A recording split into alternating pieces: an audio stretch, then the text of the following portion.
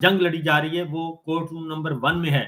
اور اگر ذرا تھوڑا سا میں آپ کو بتا دوں کہ اگر مخصوص نشستیں کیوں اتنا ضروری ہے.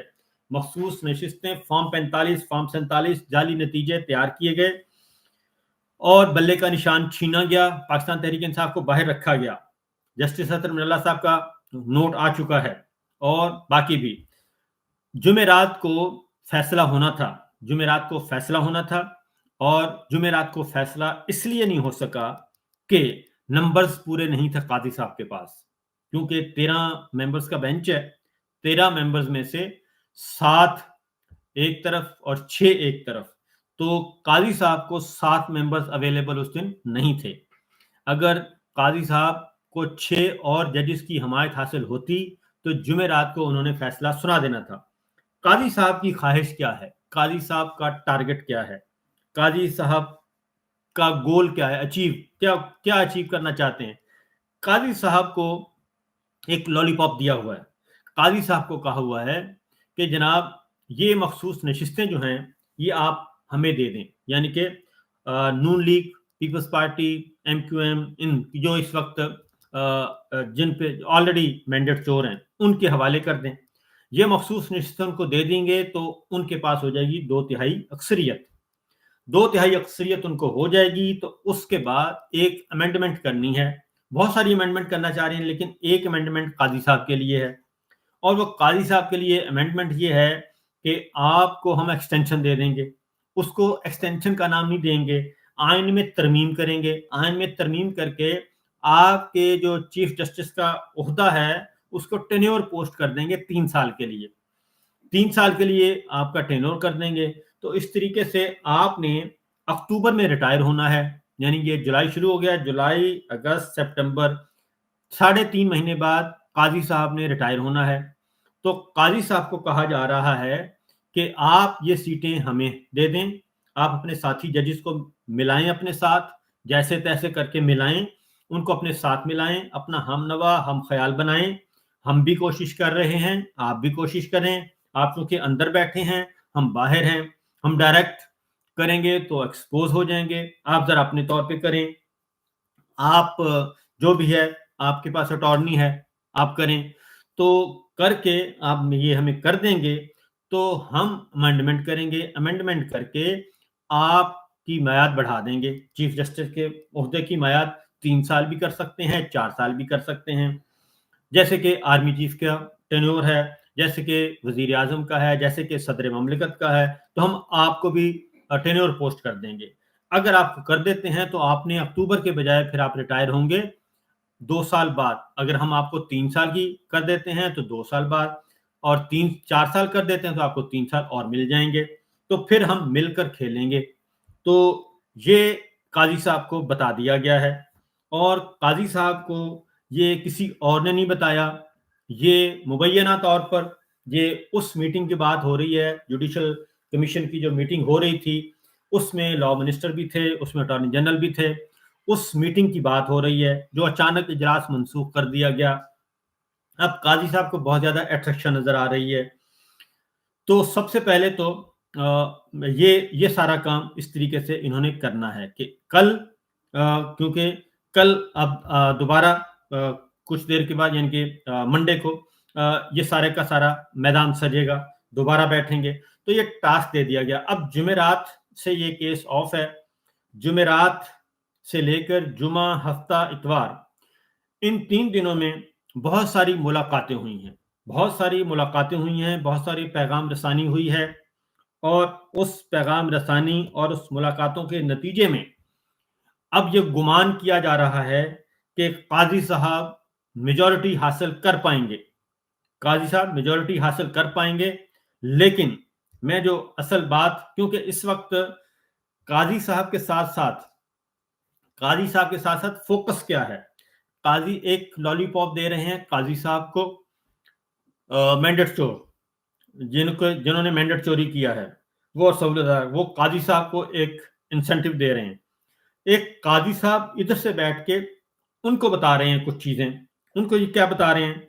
ان کو بتا رہے ہیں کہ میں ہوں ناگزیر، میں ناگزیر ہوں، میں ہوں تو آپ ہیں، میں آپ کو بچا لوں گا.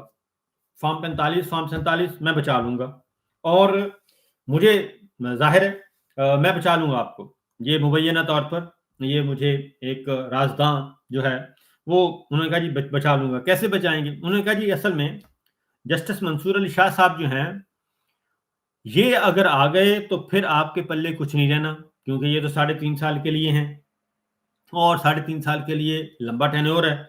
जब ये आ जाएंगे तो पूरी जुडिशरी फिर इनके नीचे आ जाएगी, number 1। Number 2, justice Mansoor Ali Shah Sahab Punjab से हैं, सबसे बड़ी हाई कोर्ट पंजाब की है, और पंजाब हाई कोर्ट पंजाब में और इस्लामाबाद हाई कोर्ट में इनकी ज़रा जड़ें मजबूत हैं। फिर मंसूर अली शाह साहब की पीआर अच्छी है, वो जुडिशरी को भी देखते हैं, वो जुडिशरी के अंदर भी कुछ एक्टिविटी जनरेट कर रहे हैं अदरवाइज रिफॉर्म्स के हवाले से। तो मंसूर अली शाह साहब अगर आते हैं तो मंसूर अली शाह साहब के साथ मुनीब अख्तर साहब भी होंगे, या अफरीदी साहब भी होंगे, क्योंकि अगले चीफ जस्टिस मुनीब अख्तर साहब हैं, उसके बाद या अफरीदी साहब हैं, फिर जस्टिस आयशा मलिक होंगी। तो ये सारे जस्टिस आयशा मलिक साहिबा को आपको मालूम है कि ये काजी फाइसा साहब ने मुखालफत की थी, इनको नहीं आने दे रहे थे, तो वो अभी भी उनके जहन में मौजूद है। तो लिहाजा ये बुनियादी तौर पे जो साजिशों के ताने बाने बुने जा रहे हैं, ये सिर्फ इमरान खान, पीटीआई या इस जाली निज़ाम के लिए नहीं है, ये असल में जस्टिस मंसूर अली शाह साहब का भी रास्ता रोकना है। जस्टिस मंसूर अली शाह साहब का रास्ता रोकना बहुत ज़रूरी है इस फाशिस्ट रजीम के लिए और जाती उम्रा के लिए, और इस सारे जाली निज़ाम के जो भी तख्लीकार हैं उनके लिए बहुत ज़रूरी है कि जस्टिस मंसूर अली शाह साहब का रास्ता रोका जाए।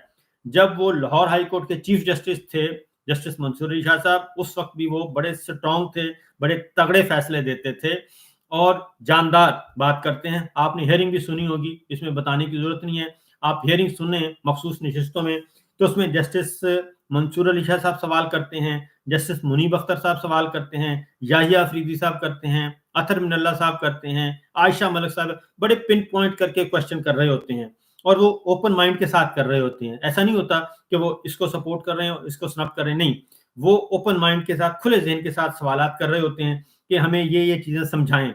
जबकि दूसरी जानिब ऐसा नहीं है। अब जो लास्ट हियरिंग हुई उसमें जस्टिस मंसूर अली शाह साहब, justice Munib Akhtar, justice Yahya Afridi, justice Mandokhail, justice Athar Minallah, justice Ayesha Malik और जस्टिस एक और जस्टिस थे, वो सब के सब एक साइड पे नजर आए, क्योंकि ये सब के सब 7 जजेस एक साइड पे नजर आए।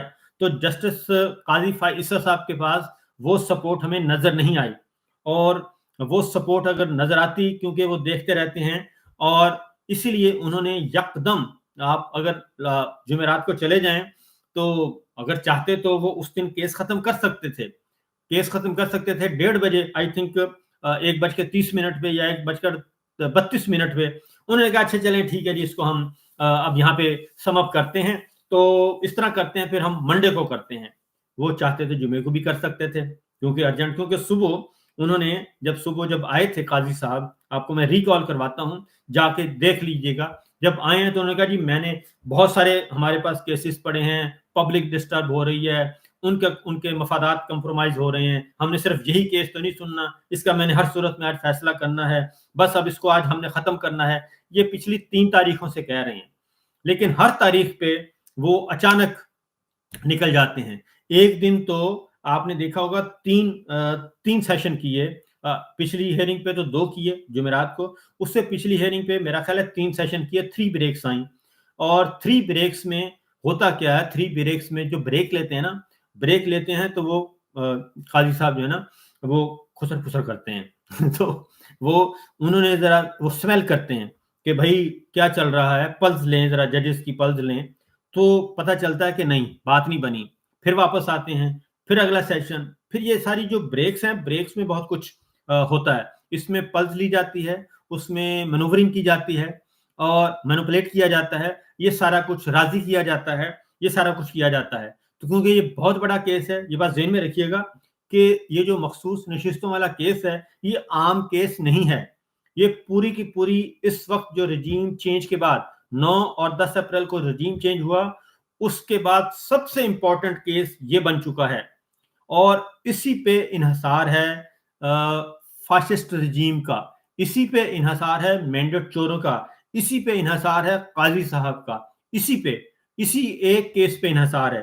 اگر یہ کیس کل دعا کریں کہ اگر سپریم کورٹ آف پاکستان اس کیس کا فیصلہ وہ دے دیتی ہے جو کہ دینا چاہیے، جو کانسٹیٹیوشن کے مطابق ہے، مخصوص نشستیں اگر رولنگ پارٹی کو نہیں ملتی، مینڈیٹ چوروں کو نہیں ملتی یہ مخصوص نشستیں، تو سمجھ لیں کہ یہ نظام کل سے یہ زمین بوس ہونا شروع ہو جائے گا، کل سے اس کا کاؤنٹ ڈاؤن شروع ہو جائے گا، الٹی گنتی شروع ہو جائے گی.